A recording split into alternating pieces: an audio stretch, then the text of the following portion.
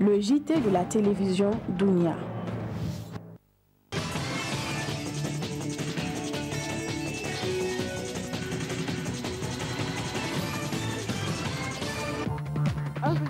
Millions de tonnes, c'est la capacité de la nouvelle cimenterie qui sera construite au Niger par l'homme d'affaires nigérien Al-Haj Aliko Dangote. L'annonce a été faite ce matin par l'homme d'affaires à sa sortie d'audience avec le président de la République.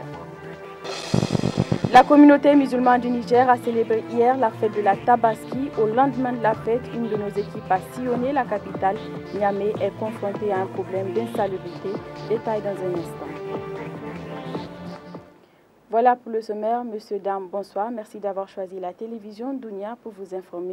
Bienvenue dans ce journal. Je vous le disais, le président de la République, Issoufou Mahamadou, a reçu ce matin en audience l'homme d'affaires nigérien Al-Haj Aliko Dangote. Au centre des échanges, la construction d'une cimenterie d'une capacité de 1,5 million de tonnes. Une usine dont les travaux vont commencer très bientôt. Le compte rendu est signé Idi Maman Siraji. Cette visite au Niger de l'homme d'affaires nigérien El-Haj Aliko Dangote a un double objectif. Présenter d'abord ses vœux les meilleurs au président de la République Issoufou Mahamadou à l'occasion de l'aide El Kébir. Ensuite, discuter du projet de construction d'une cimenterie d'une capacité de 1,5 million de tonnes par Dangote Group. La cimenterie dont les travaux de construction vont débuter dans les prochains jours va contribuer à la lutte contre le désœuvrement des jeunes à travers notamment la création de près de 7000 emplois. Mun zo farko dai mu gaida shi shugaban kasa mu mishi murna na ayyukan da yake yi da kuma mu mishi barka da sallah. Na uku kuma mu ga mishi abubuwan da yake muke yi wajen da yake zamu yi kamfanin yin siminti. Cewa zancen da muka yi da can ana zancen zamu yi 10 miliyan ɗaya na siminti amma yanzu na ga mishi cewa zamu yi Allah da 10 miliyan ɗaya da rabi wanda yake zai ba da ayyuka kwarai da gaske kuma za a taimaka mutane wajen yin su asibiti da makarantu na mutanen da suke zama a wajen da kuma wajen harkar transport na kayan dakon kayan. Mun yi kuma zancen za mu duba wajen lantarki na shi kamfanin wanda yake mun gama din za mu samu fiye da abin da mu muke bukata a kamfanin saboda mu samu mu ba da ragowar zuwa amfani a cikin ƙasa. Waɗannan ƙarfin da yake za a zo a yi 10 miliyan ɗaya da rabi na siminti zai wajen dala wajen miliyan 350. Su ba ƙaramin kamfani kato ne amma dai abin nan 10 miliyan ɗaya da rabi a nan yana da girma kwarai da gaske. Zai sa mutane maimakon su zauna zaman kashe wando za su je su aiki kana zancen ko fiye da mutane 6,000 zuwa 7,000. An yi aka gama Allah da nan da wata 3 zuwa 4 za mu san wani irin haɗaɗe ne za a yi sannan sai a soma da kanan haka soma ba zai fi wata 28 ba. Irin sabon tsari da ake yi mafiya gwamnati ba su shiga cikin tsarin yin wannan din amma ka san shi batun in mutum ya zo ya kafa jari kamar mutum ne da yake zo in ka zo ka kafa jari a wajen wanda yake in ka zo yin kasuwanci ne ka bude kanti to wannan ka bude kanti gobe ma za ka iya rufe abun kantinka amma in ka zo ka kafa na'ura da yake za a yi a sarrafa wani abu ba inda yake zaka je kai shi ta zauna ne a wajen har abada saboda in gwamnati tana da shi ko yan gari ko waye da sauransu babu dama amma mafiyan abin da muke yi shine kadan muka sa kamfani irin wannan muka yi akwai abin da ake kira stock exchange to inda akwai anan wajen da yake ake sai da share to wannan wajen sai a samu yan gari gaba ɗaya kowa sai je sai wani yana da share 10 wani yana da 200 wani yana da 300 to in aka zo aka samu riba sai a raba kowa ya je ya samu rasto wannan ruwan ya fiye doki kowa da kowa da cewa mutum da ko gwamnati su je su dauki wannan kudin. D'après le PDG de Dangote Group, la cimenterie sera opérationnelle tout au plus dans les 2 années et demie à venir. Cet investissement du groupe Dangote au Niger témoigne de l'excellence des relations qui existent entre le Niger et le Nigeria. Mais qui est Al-Haj Dangote? Comment s'est-il lancé dans le monde des affaires? Et le monde de réponse dans cette biographie signée d'Aman Abdoulaye. Homme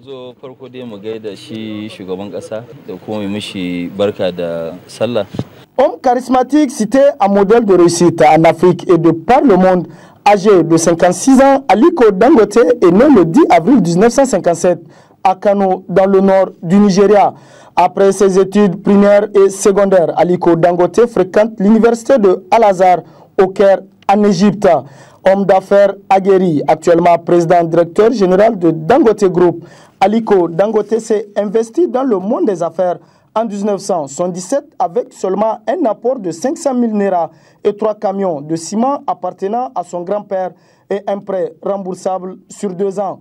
Milliardaire l'honneur du grand-père au petit-fils, la richesse de Oga, comme aiment l'appeler ses compatriotes, culmine déjà à 20 milliards de dollars américains. Spécialiste avéré dans la cimenterie en Afrique, Aliko Dangote s'installe à Lagos dès 1980 pour développer son entreprise en investissant dans le sucre et l'importation du riz. À la fin des années 1980, inspiré par le modèle brésilien, il se lance dans l'industrie. Son groupe construit une raffinerie de sucre et une usine d'emballage pour les pâtes alimentaires que le groupe importe au Nigeria. Au premier semestre 2007, Aliko Dangote a introduit 2 de ses 13 sociétés sur le NCE, Nigerian Stock Exchange, la bourse nigérienne. Et la valeur de ses parts dans celle-ci est estimée par les analystes à 10 milliards de dollars américains. L'une de ces 2 sociétés cotées, Dangote Cement, est devenue la plus grosse capitalisation boursière au Nigeria. La valorisation de ses participations place l'homme parmi les plus riches de l'Afrique.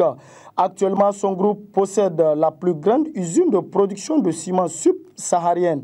Ces projets d'investissement atteignent les 10 milliards de dollars américains, dont une part est sur la construction de cimenteries en Afrique du Sud, en Zambie, en Éthiopie, au Sénégal, en Mozambique et au Cameroun. Au cours de cette année 2013, avec un conglomérat de banques, Aliko Dangote investit dans la construction d'une nouvelle raffinerie de pétrole d'une capacité de 400 000 barils par jour pour un coût total de 8 milliards de dollars américains.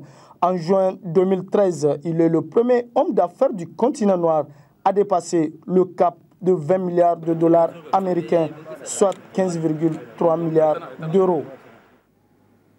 Autre aspect de cette édition, à l'instar des autres régions du Niger, Dosso a célébré hier la fête de la Tabaski ou Aïd el-Kébir. Les fidèles musulmans se sont massivement rendus à la grande place pour la grande prière. Le compte-rendu est signé Murtala Zoberou et Seyni Yahi. Allahu Akbar. Pareil pour les années antérieures, la fête de l'Aïd el-Adha ou fête de Tabaski a été célébrée à la place de la grande prière. Réservée à cet effet, pour cette matinée du mardi 15, la population de Dosso musulmane, dans son écrasante majorité, s'est convergée à la dite place avec à sa tête les autorités administratives et coutumières. Après donc les 2 rakats symbolisant la cérémonie, sous la conduite de l'imam El-Hajj Ibrahim Marafa, une série de Fatiha a été dite pour implorer le Tout-Puissant afin qu'il descende la paix et la clémence sur le pays en général et sur Dosso en particulier. Le gouverneur de la région de Dosso, M. Seydou Zatou Ali, ainsi que l'honorable sultan Zarma Kome Danda Seydou se sont succédés au micro pour adresser des messages de paix, de tolérance et surtout de franche collaboration entre citoyens et à l'égard des autorités. Après l'immolation du mouton de l'imam, la fête continua dans la ville comme partout ailleurs avec les grillades de moutons. Au lendemain de la fête de la Tabaski, la ville de Niamey a changé de visage. En effet, après l'abattage des moutons, la bouse et les déchets sont jetés un peu partout dans les différents quartiers. Le constat de notre stagiaire Omar Hama. 24 heures seulement après la fête de la Tabaski, le décor de la ville a changé. En effet, ce sont des peaux de moutons, de la bouse, des déchets et autres qui ont changé le visage de la capitale. Après la fête, la ville fait face à une insalubrité. C'est le cas ici au quartier Liberté où les caniveaux sont remplis par des déchets après l'abattage de moutons. Une situation qui ne laisse pas les riverains indifférents. La fête de Tabaski, comme vous le constatez, il y a beaucoup de saleté un peu partout, dû aux aliments qu'on donne au bétail, Après avoir abattu les animaux, les excréments qu'on constate un peu partout, et puis après avoir grillé la viande, il y a un peu partout les charbons, les cendres et autres là qu'on trouve. La tabaski, on est obligé de faire. Mais maintenant, il faut faire, après, balayer. Et ce qu'on peut enterrer, il faut enterrer ça. Ce qu'on ne peut pas enterrer, il faut rassembler ça et donner ça aux jeunes là qui poussent les charrettes pour partir les verser là où la mairie va venir les chercher. À l'endroit des autorités d'abord, à l'endroit des mairies, au niveau des caniveaux, il faut fermer partout pour empêcher la population de verser par exemple les saletés là-bas, parce que ce n'est pas conçu pour ça, c'est de l'eau qui doit passer là-bas.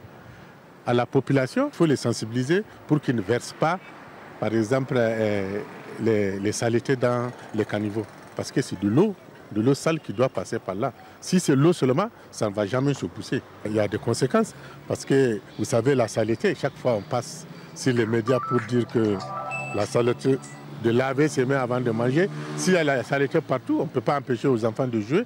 Ils vont jouer par terre et les mains sont sales, ils peuvent utiliser directement des aliments et ils peuvent avoir la diarrhée et d'autres maladies qui auront certainement des conséquences sur la santé de la population. Avec l'ambitieux programme Niamey-Niala du président de la République visant à faire de Niamey la capitale une ville coquette, des dispositions adéquates doivent être prises à l'approche des fêtes pour que pareille image soit de mauvais souvenirs. À présent, direction Boubon, où notre reporter Mariama Soumana nous amène à la découverte du métier de potier, une activité génératrice de revenus exercée exclusivement dans cette région par les femmes. Suivez plutôt. À 25 km de Niamey, Boubon est un village réputé pour sa poterie traditionnelle.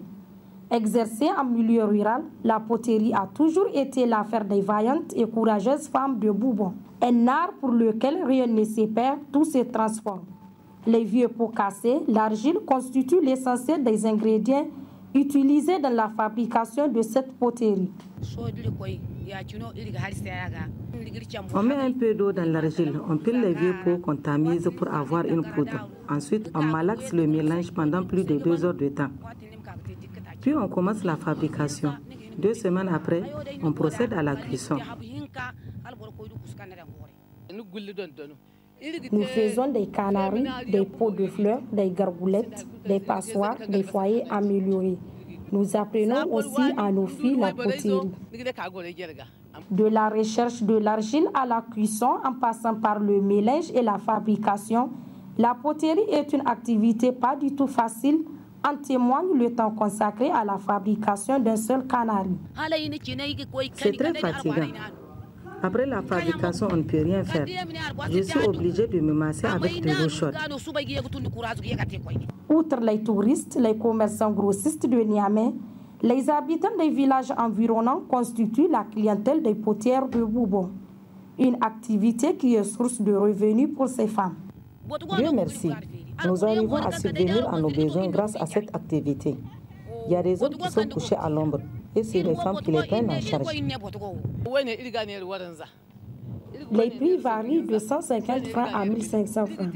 Grâce à cette activité, nous nous entraidons lorsqu'il y a des baptêmes ou des mariages dans le village.